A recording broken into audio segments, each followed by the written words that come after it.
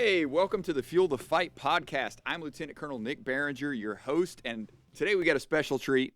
We got a guest host, as we learned previously, the father of all AMED podcasts, Sergeant First Class Chris Bullis from 232. Thanks for coming on with us, and it's because our guest is so special. It took two people to interview him. Mr. Alex Morrow. Alex, if he describes his dream job of right now of teaching the force to incorporate strength and conditioning principles into their physical training. Alex graduated from West Point in 2013 with a degree in international relations and affairs, served some time as an intel officer, and then for some strange reason, he wanted to get into fitness, and so he went and he worked as an instructor at as part of the Master Fitness course there at the Army Physical Fitness School. And now he's an H2F integrator, but probably more important to all of this, he runs the superb Instagram channel, MOPs and MOEs, and so that's what we're going to talk a little bit about today. Welcome, Alex. We're doing great. No, we're glad to have you on. Hey, could you just, what I like to start off with is, could you tell us your Army story, like, what brought you in, et cetera? This is going to sound cheesy. It goes all the way back to a flyer I got, like a West Point recruiting product that showed like helicopters, obstacle course, science lab, all this stuff, like a very different vision of what college experience could be. And as a kid who absolutely loved obstacle courses, I had to seize that opportunity. There were way fewer obstacle courses than I was led to believe over the course of 4 years in school and then 8 years on active duty. There were a few. I found my way to a few obstacle courses, but not quite as many as I was told there would be. But over the course of it, I guess, just the way it was able to challenge me to develop things I wouldn't have had to otherwise, and it let me leverage my strengths, but also forced me to develop things that were weaknesses. And that's kind of the start of how Army fitness came into the equation. I arrived at West Point not particularly fit, certainly fit enough. I ran high school cross country, but I wasn't a particularly standout athlete or anything. And then you worked in the Department of Physical Education, so you know all the programs they have. Yeah. I got exposed to rock climbing as a freshman and encouraged to try out for the team. Ended up doing that, and that was kind of the start of my journey into really caring about fitness. Didn't get to do it professionally for a while after that. Did my time as an intel officer, which was actually a really great experience, a lot of unique exposure to a different breed of soldier, really, a different mission set. Had a really good time. 4th Infantry Division, 10th Mountain Division, doing the regular Army kind of thing. But as I got more and more interested in physical fitness, I started seeking out opportunities to do that, and that's how I ended up at the physical fitness school and then doing this whole H2F thing. Nice. So one of the things I wanted to ask and start off, and Sergeant Bullis, jump in at any time. Why MOPs and MOEs? Like, what was the genesis of that? What was the idea? Yeah, absolutely. Originally, it was kind of a placeholder name. I knew I wanted to start a page to get some information out, and I couldn't think of a good name for it. And MOPs and MOEs was something I'd been kicking around as an idea a lot, and it helped me communicate a few things. It actually comes straight out of joint doctrine. Not to get real nerdy and talk about doctrine here, but Joint Publication 3.0, how the joint services operate, talks about measures of performance and measures of effectiveness. I think before it came to the military, it was like an ops research or systems engineering concept originally. But measures of performance, the simple version of it is measures of performance is doing things right, while measures of effectiveness is doing the right things. So what exactly does that mean, right? And I use a military example a lot because it helps communicate it to this audience. Early on in both Iraq and Afghanistan, and we were guilty of the same thing in Vietnam and other conflicts, we relied really heavily on quantitative measures of performance. In Iraq in particular, it was number of bad guys in body bags was how we measured our mission performance. But it turns out that putting bad guys in body bags is not necessarily the most effective way to create a stable democracy and a secure environment in the country. We were completing the tasks we were given, but the tasks we were given weren't necessarily getting us closer to our desired end state. And that's what measures of effectiveness is. And I know that had nothing to do with fitness, but it applies just as much to like the fitness and nutrition kind of thing, because we we get after stated measures of performance during normal unit physical training. We're there at 6:30, we train until 8. Everybody's exhausted. We've met the requirement that the platoon sergeant or the first sergeant or the sergeant major put out there, right? But, and like running, I think, is a really simple example of this. Soldiers run a lot, but a lot of soldiers don't actually get very good at running. They don't get nearly as fast as they should with the volume of training they're doing. So there's something wrong with the way we're training. We're meeting the measures of performance, but we're not producing the measures of effectiveness that we were looking for. So I think it's a good framework to discuss these things. I wanted to ask, what was your overall goal with creating MOPs and MOEs? And I guess what is the continued goal and what you'd hope to achieve? This is probably a good opportunity to provide the disclaimer I should have provided up front that everything I'm discussing here is my opinion and I'm not representing anybody official. This is just me, Alex. But really, the genesis of it is I was doing some of the social media work for the physical fitness school, trying to get the word out there, and there were a lot of things I wanted to do with that page that I was unable to, just because of like public affairs stuff and like different things going on. And all that stuff is public affairs officers doing their job, right? They want to make sure we're staying on message, hitting the key talking points, not getting out ahead of decision makers, anything like that. But that means we didn't really have the freedom on an official platform to be like candid and direct and responsive to the kinds of things soldiers were really looking for. It came off as a little bit canned, just kind of like you see on any professionally run platform. And so I knew there were some messages that I thought were important that we weren't able to get across through official channels, and it was just my way of trying to create a platform to get those messages to the people that needed them. Yeah, that makes sense. Yeah, and speaking of that, there was a quote on MOPS and MOEs I pulled off that I really liked, that was really popular. What is it? The ACFT didn't create a readiness problem; it revealed a problem the APFT allowed us to ignore. Do you want to elaborate on that or talk a little bit about that? Yeah, absolutely.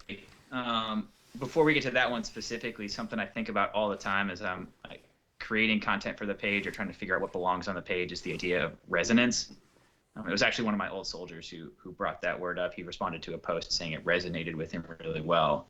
And I think there are these things that we kind of all know, but if we want soldiers to care about it and if we want like the broader population to care about it, we have to find a way to get it to resonate. So I was not the first person to come up with the idea that the ACFT was revealing problems that were papered over by the APFT, that we didn't need to worry about strength and we didn't need to worry about kind of anaerobic capacity kind of stuff or upper body pulling or any of these things that definitely are important but weren't getting captured by the test. All I did was have enough conversations at the fitness school and with people around the Army until it was able to get distilled into something simple like that. And so that's not exactly a mind-blowing idea, but trying to phrase it into a way that's like consumable in the 10-second attention span people have these days is what it's all about. That's what the social media game is. And yeah, that I just was getting kind of tired of people would criticize the ACFT all the time and complain about it. And I think the complaints are really coming from a place of people don't like change, and people particularly don't like change when it requires more of them. I think just about anyone, regardless, there's plenty of room to still criticize or be concerned about different things in the ACFT. No test is going to be perfect. There's lots of room for discussion. But fundamentally, it's a way better test, and it's assessing things we needed to assess that we were never assessing before. And it was a way to get people talking about that. That's really it. Yeah, that's you. So you mentioned that is the social media game, holding people's attention. We've both noticed that you've got some pretty awesome posts. Like your stuff is pretty good, very well done, I would say. Where do you get your inspiration for developing those types of posts and the content and the message that you want to get out? Honestly, it's really simple. It's just the conversations I have all day, every day with the kind of people that are out there doing this work. Most of them are not like truly original ideas. They're just things that came up organically in conversation. And if it comes up several times and like seems to recur as a theme, coming back to that resonance thing, if it seems to resonate with people, I try and find a way to capture it and share it. But it all comes from talking to people way smarter than me. I'm lucky enough to have worked in a few places and met a few people where there are some really smart strength and conditioning professionals, some really smart dietitians, some really smart athletic trainers, physical therapists, all these things. And if you're in the space having conversations about what the issues are and how we're trying to fix them, you get exposed to enough really smart people and really cool ideas that you have plenty of content to work from. Yeah, that's a good point. Well, and he didn't mention what we said. Is like your posts are so pretty. It's like you got an eye for like graphic design. Yeah, absolutely. But you obviously would say that. I'll say it. Your posts are pretty, Alex. They're very visually appealing. I've been working on that. If you scroll all the way back to the beginning, you can see some early posts that were very obviously created in PowerPoint. It evolved. I like that. Actually, yeah. I was going through it this morning preparing for this, and I saw that. And then as soon as you came out with the MOPs and MOEs emblem, it like the game changed. But oh yeah, I had to step up the game. It's all about Canva for the people out there trying to develop content. PowerPoint is like the intro level. Like any staff officer can do this, but Canva is the way to go if you're trying to create some polished products. It's the way. Hey, so I want to talk about leg tucks. Let's do it. Yes, let's do it. With the implementation of the plank, and now that I can max out the score with just doing a plank, what's the motivation for me to do leg tucks anymore? Why should I be doing leg tucks? I'm playing devil's advocate here, but no, creating good incentives is important, and that if you look, there is a MOPS and MOEs post where I proposed that there should be a cap on the number of points you could get for the plank, because it is a little frustrating, particularly in the context. I think most people with like better upper body strength are going to choose to go for the leg tuck regardless, because 20 leg tucks is going to have less impact on their subsequent run that they have to do right afterwards than like a 4-minute plank would. But and this is particularly looking at women. I know a lot of women who have trained really hard to get 8 or 10 or 12 or so leg tucks, but they'd be crazy to do that on the test if they know they can do a max score plank, right? Like the incentives are not there for them to demonstrate all the work they've done to develop that strength, and that's a little bit frustrating. So I think this is more about like training to the test or not. I think people should train for upper body strength and pulling and pull-ups and leg tucks and things like that, regardless of what they're going to do on test day. I would tell anybody, like, choose whichever event on the test is going to get you the better score, right? If it's going to involve your career and your opportunities and things like that, and you're better at the plank, choose the plank because you're allowed to. I do, however, think the leg tuck is a way better assessment of relevant physical fitness. If we're talking about ability to predict performance in combat tasks, it's hard to think of an event that would be better at predicting your ability to climb over stuff, right? It looks exactly like climbing over a wall. So continue training for the physical demands of your job, which involves climbing and obstacle negotiation and things like that, whether or not that's what you're going to do on test day. No, and I saw that post, and that's why I wanted to bring it up, because that was something that I thought we would take a page out of the Marines. Because if you remember the Marines, they did the push-up, pull-up, and they said, hey, if you want to do push-ups, it's fine, but you're only going to get 60%. That's where you max out at. And when they did that, all of a sudden more people started doing pull-ups. But I digress. I like it a lot in terms of creating good incentives. I also realize, and this is from talking to people who are like dealing with the high-level decisions around the ACFT, that we're kind of at a place with the test where we're past the time to be tweaking little aspects of the test that can come down the road. First, we need to get this thing across the finish line, but there's just so much uproar and frustration and confusion and debate around the test that, like, we need to get this thing across the finish line so the Army actually has a physical fitness test of record, which we haven't really had for a couple of years. We need to get that done, and then we can go look at potential tweaks to solve some of those incentive issues or adjust grading standards or whatever we need to do. 100% agree. And you've had a couple of posts on leg tucks. It's definitely one of those things that you like to post about often, and some of the content is, all of the content is very beneficial. But I noticed one post.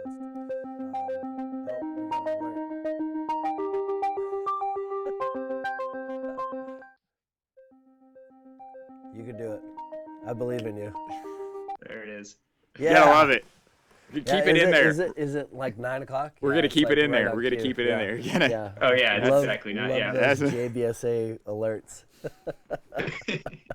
But yeah, so I was saying a lot of good content on leg tucks, but one of the posts that I noticed it had a breakdown of your position specifically in the leg tuck and how it might dictate what you're using, whether it be lack of upper body strength, lack of lower back, lack of abdominal strength, and stuff like that. Now, do you think that it's beneficial if we just allow people to lean on those, because you can in fact have a weaker upper body and still manage a leg tuck if you have a strong lower back and abs?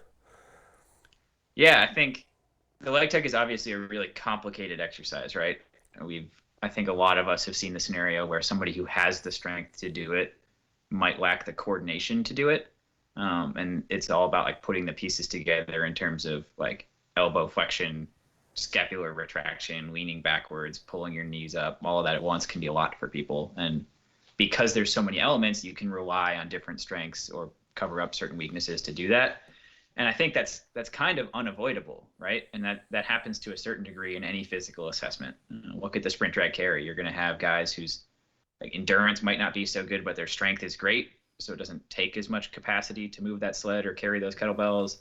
And you're going to have the other end of the spectrum where their strength isn't so good, but they have the cardiovascular endurance that they can lean on that a little more. And that's going to happen anywhere. And I think it's pretty much inevitable. And I think it's okay because you're going to see the same thing when soldiers negotiate obstacles, which is what it's supposed to test in the first place. So I approach it the way your anthropometrics and your strengths and weaknesses support. Yeah, I agree. And that's why I really like that test, because there's multiple ways for you to demonstrate strength through that event. No, that's yeah. So we talked about the ACFT because that's what gets all the hype, right? Like that's everybody's focus is on that. Mm-hmm. But there's these other components of holistic and health and fitness, right? And so, Alex, could you talk a little bit about that? How you've assisted with the implementation of we'll just call it the other components, if you want to talk about that and open that up. Yeah, I'm certainly a little more knowledgeable in the physical component than the other ones, so I try and turn to people who are bigger experts in other areas than I am. I think I had this conversation yesterday. Somebody apologized for using me as a go-between to get in touch with somebody else, and I took a second and thought about it, and I realized that pretty much that is my job, to be a go-between and get people in touch with other people, whether you're talking about my day job or whether you're talking about MOPs and MOEs. I just try and get people the information they need, which is not coming from me. It's coming from somebody else way smarter than me 99.9% of the time. And I think we can dive into like each of the domains, but I think what's probably more important here is that it's not about necessarily teaching people facts or like providing them knowledge, because everybody has Google. If they wanted to look this stuff up, they could. I think this whole thing is about behavior change. And the way I've talked about it before, I actually got exposed to this by going through the Army's instructor course. But there are 3 domains of learning. Cognitive domain, everybody's pretty familiar with that. That's what happens in a classroom. That's like memorizing facts, learning patterns and systems, and being able to apply them. It's your math class kind of stuff. Or for fitness, it's where you're talking about like anatomy and energy systems and things like that. But next up is the psychomotor domain, which a lot of people in the fitness world might think is the most important one, teaching people to move properly, teaching people to manipulate implements. All of those things fall under psychomotor. But the one I conclusively would say is the most important is the affective domain. A little bit fuzzier, but that's where you teach people to care. It's where you get them to internalize things and make them a part of their identity. It doesn't matter if you know how to do a squat perfectly if you don't care enough to go do squats, right? Like all of this, the whole health and human performance field is about getting people to change their behavior. And I don't think we spend enough time talking about actual strategies that do that. And there's some really, really cool research out there looking at how do we actually change behaviors. A cool one I saw, I think it was out of Japan, but they provided a 1-hour sleep hygiene class, and just talking to people about the importance of sleep and like simple tools to improve their sleep really does get them to sleep more and better. and finding examples like that. Like, I'm not sure teaching people about sliding filament theory results in making them stronger, right? What? No. And it's the same, like teaching people about Krebs cycle and teaching people about like glycolysis, like all these things we do in like the cognitive domain that we think are really foundational and important. I think we could dial all that stuff way, way back when we're teaching people about fitness and focus more on, hey, here's what fitness is going to do for you. Because that's really why I'm here, and that's why I care about it, right? I got introduced to fitness really by the Army, really by West Point's Department of Physical Education, and it made my life better. It made each day better. It made me a more capable, confident individual, and I want to help people find that for themselves. No, that's great. Now you're starting to talk about things that I'm pretty passionate about.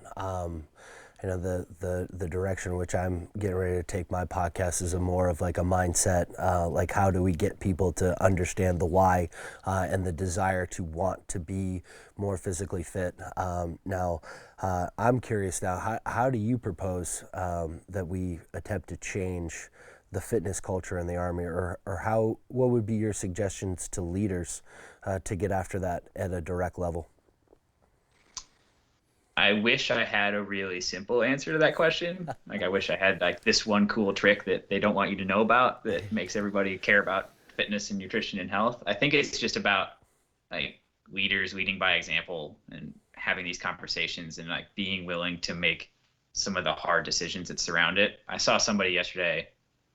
There were a couple of things that popped up on social media. One was a kind of comedic wheel of priorities. It was one of those like spinner things where it lands on a target, and it was like rotating between like PMCS or getting into the field or MedPro's readiness or all the 1,000 things that are on leaders' radar. And it seems like we care about different ones each week until something else becomes a crisis and we change our priority. But it can be really hard for a leader to admit or accept failure in one area to take better care of people. It's really hard. And we say the follow-up one that got me thinking about it was, we say there's not enough time to do these things, but somebody pointed out that they had a change of command coming up, and suddenly 4 hours a day worth of time to rehearse the change of command ceremony appeared.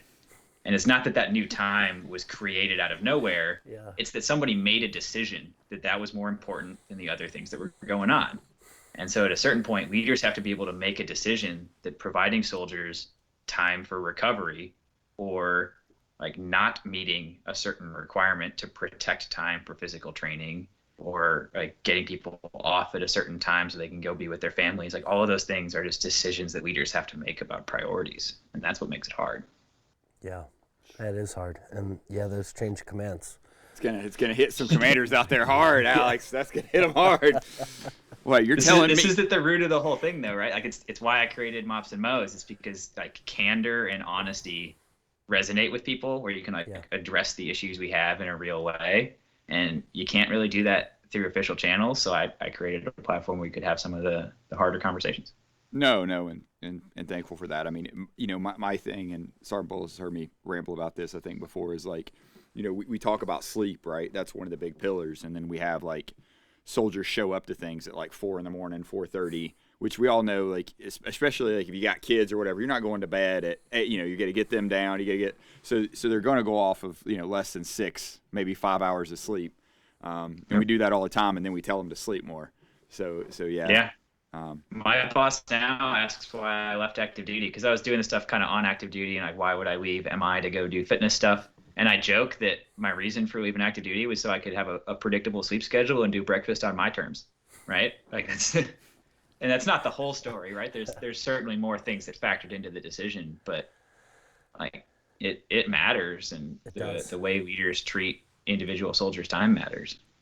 No, I mean, that's why, like, in our little, you know, program we have where we do nutrition, we do PT at 15:30 when we can. Like, that's when we, you know, so that way they can get sleep, they can come to class refreshed, and then, you know, we'll do PT in the afternoon. So that's our. It was a fun, like, history of Army fitness conversation that's come up a few times recently at work. But, you know, in the earliest days of organized Army PT, you know when it was conducted? When? 10 a.m. 10 a.m. Because it's a much more appropriate time where they can like get to work and eat some food and digest that food a little bit and be ready to train. And it's this whole idea. I come back to it all the time. If a unit is deployed, a company commander and first sergeant are making life or death decisions on a regular basis, right? They control basically everything in their footprint. And then you bring them back to garrison, and they can't even decide what time of day to schedule the workout, right? It's all like controlled from above and set for them, and they aren't really making any of these serious decisions. They're just taking guidance and executing it. And we're trying to open people's eyes to the possibility of like, hey, you could schedule your day a different way and maybe get way better results. I don't know. I like it. Yeah. Yeah, but what you also have to think and factor in too is that there's tons of tradition that's associated with that morning formation, and that's essentially what we got to get after, the culture. You know, obviously tradition is important, it's valuable, we need it, but like how do you convince the I would say specifically the senior NCO leadership that these difference of approaches matter, and it's something that we should be taking a little bit closer look at. Absolutely. And I think as we're trying to change the culture of the force, I think we're realizing that it's not a struggle to convince senior leaders that this stuff matters at all. They buy it, they get it, they see the evidence, they see the data, they're on board. And it's not a struggle to convince junior soldiers this stuff matters because they experience it every day. They know they want this. They know it would help them. All that stuff's great. They're on board. Where the struggle is, and this comes back to tradition and this comes back to people not liking change, is those guys, you said senior NCO ranks, I would add in really like platoon leaders and company commanders.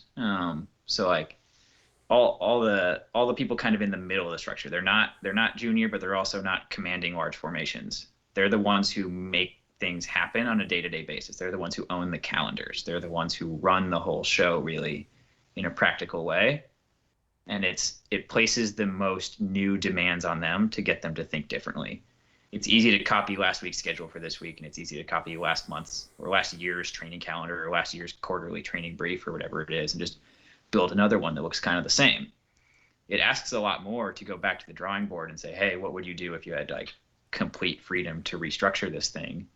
And that's hard, and that it would require them to like go to their commander and propose a whole new way of doing things. And that involves risk, and that involves like being willing to accept failure when it doesn't always go perfectly the first try. But I think we got to get people willing to try new things in that domain a little bit. Otherwise, and this is, my boss is a big quote guy, and I'm going to borrow one of his quotes, but if you keep doing what you've always done, you're going to keep getting what you've always got. And we have to be willing to try new things and accept a little risk. Yeah, I agree. Yes. Speaking of trying new things, the new H2F manual, I saw a post, and I want you to discuss it because I really liked it. Well, one, maybe I should set it up this way. Is the new H2F manual doctrine? Ooh. It is doctrine, but I think we should take a second because I think we're about to go down a rabbit hole that I'm very passionate about, is understanding different kinds of Army publications and what they're for, right? People confuse the difference between regulation and doctrine. Doctrine's a way of doing things. And anybody who's been to an NTC or JRTC rotation knows that the rules you're graded on are, you can go and do different things from doctrine all you want, as long as you know the doctrine and have a reason why. So it's not super enforceable, but it does provide a reference point. So I'll let you get to your real question here, but I think that disclaimer is important. Well, no. Could you talk a little bit about the new manual? And because I thought the argument that you made at one point was that it's not doctrine because it's new, because we're trying new things. It shouldn't be viewed as other military doctrine. It should be seen in a little bit of a different light. Did I get that wrong, or am I? No, I think you're correct. It is a doctrinal publication. That's what it's labeled as a field manual. But what you're getting at is the difference between concepts and doctrine. Mm-hmm. And that's, I really like a publication, ADP 1-1. I think the title is the Army Doctrine Primer. It introduces you to how doctrine works in different publications and what they are. And I will, because I am sure people I work with will be listening to this, and I'm going to make another disclaimer to remind them that this is the opinion of Alex Morrow, just some guy. But the idea is that the way doctrine is designed, or the way it's supposed to be developed, is from like decades and in some cases centuries of experience, right? If you look at how the Army conducts infantry operations, we've been figuring that out since 1775, and we didn't start from scratch in 1775. We were borrowing from what centuries and millennia of people had done to conduct ground warfare before that. And I think we've run the risk with some of the current stuff of taking new ideas and making them doctrine before we've tested them, right? And there's also a risk of trying to create like the Bible of health and fitness, because that's essentially impossible. That stuff's changing every day. Different people have different opinions. There's different terms for the same things. You got to figure out a common operational language. It's just so difficult to smash all that into one publication. But H2F is a really cool concept. It brings together a lot of interdisciplinary stuff, and we know that surrounding soldiers with a team of providers and professionals that can refer between each other and take care of different things and all that is valuable and important. But we published doctrine before we'd ever actually done that in an operational unit. Like no brigade combat team had done H2F or proven it prior to the publication of the manual. So I think we're in this tough phase where we've asked a lot of professionals to execute on something that we're not totally sure if the way we wrote it up is the way that works. And that's complicated, right? That's a situation where we're asking people to learn with us as we refine it and we figure it out, and we go out and we ask them like what's working and what's not working, because we know that we need to continue to update this thing and iterate on it. As we always say, like, no plan survives first contact with the enemy. And realistically, most plans don't survive first contact with your friends, right? So we've got our friends out there in the fight trying to figure it out, and we're finding out what pieces of the plan still work and what ways we got to change it. And that's that kind of environment of like vagueness and constant change is not one the Army always does well with. We're a giant 1 million person bureaucracy, but we're figuring it out. We got some really smart people out there doing good things. Yeah, that you make a really good point about the publication specifically, and the fact that we're not really used to operating in that landscape. Take our example for instance. There was often too many times where I was looking into the concept paper and the FM to try to figure out what H2F looks like in our AIT environment, and yes, all the ideas were there, but implementation was falling short. So we kind of had to get a little creative, specifically in our environment and the fact that we weren't resourced. So yeah, I it's interesting that you bring that up, because yeah, I didn't really have much to go off of, and we didn't really have a real clear indication of what right looked like in the regards to AIT H2F. And I will say, so I'll give you guys a preview of an upcoming MOPs and MOEs post, right? It's something I've been kicking around, and like it's really simple. It's just something I want to share with people, and I'm hopeful that some people across the H2F enterprise will be listening to this, and a lot of them probably have really cool ideas for things we need to change with the system. A DA Form 2028 is the form you use to submit revisions to Army publications or Army forms or anything like that. And if you look at any form, usually it's at the bottom of the form, or if it's a doctrinal publication, it's usually in the first few pages. There will be like just an email inbox or something, or an address, a mailing address that you can send your stuff to. If you have an awesome idea of how to change it, if you're out there doing great things and want to provide input to future revisions and stuff like that, write up your recommendations into 2028 and send it into the proponent. I promise you, I don't know if this is true everywhere, but I promise you, in the H2F space, somebody will read your feedback, and it will be taken into consideration. That's interesting. That inbox is just about to get. Hey. Your colleagues listening might be like, "Oh no, I'm just kidding." About. That's great. No, that's DA 2028. Write it up. Hey, so you've been in this space a while. You're a well-read individual on all these topics. What are your book recommendations for the young soldiers and maybe the not so young soldiers out there, looking at this kind of holistic approach to their health and fitness? Yeah, so there is an overwhelming amount of stuff you can go read in the health and fitness world. I will caveat this. I think most of the people I'm trying to reach are unlikely to pick up like a textbook and start digging into it. I just think that's not a realistic expectation. That's fair. I'll tell you a couple books that like really got me inspired and got me to care about this stuff are by a guy named John Rady. He's a neuroscientist. And the books are Spark is the first one, and Go Wild is the second one.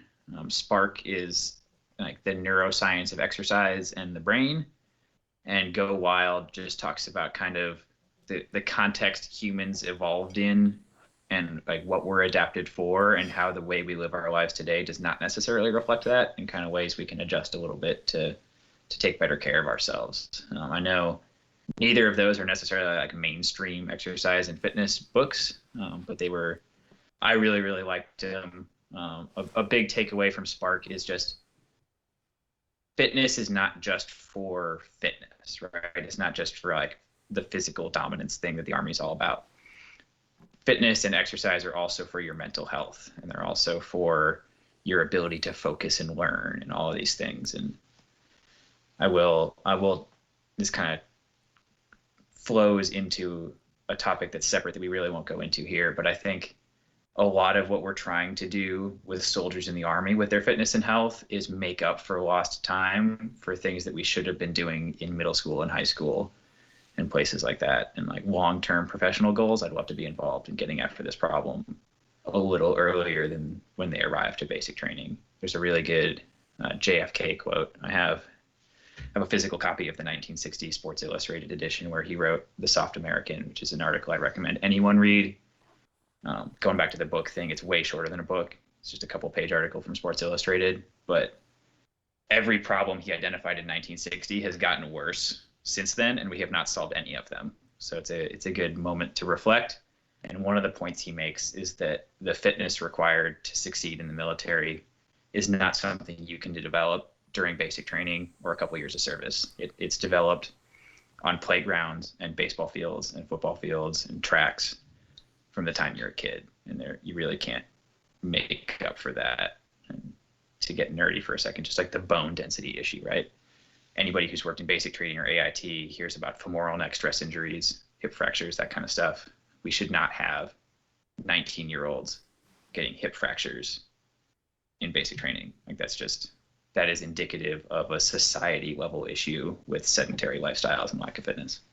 No, that's great, and I think we're gonna have to.